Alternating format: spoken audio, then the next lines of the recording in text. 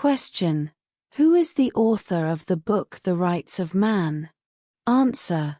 Thomas Paine. Question. What is considered as the easily digestible source of protein? Answer. Soybean. Question. When the Vice President acts as President, he gets the emoluments of which post? Answer. President. Question. Which port is specially developed for exporting iron ore to Japan? Answer. Paradeep. Question. Which site, where Ashokan pillars exist, has the bull capital? Answer. Rampurva.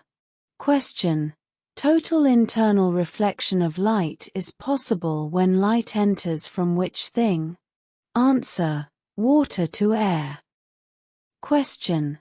The book Worshipping False Gods is written by which person?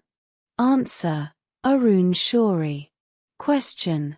When was the rolling plan designed? Answer. 1978 to 83.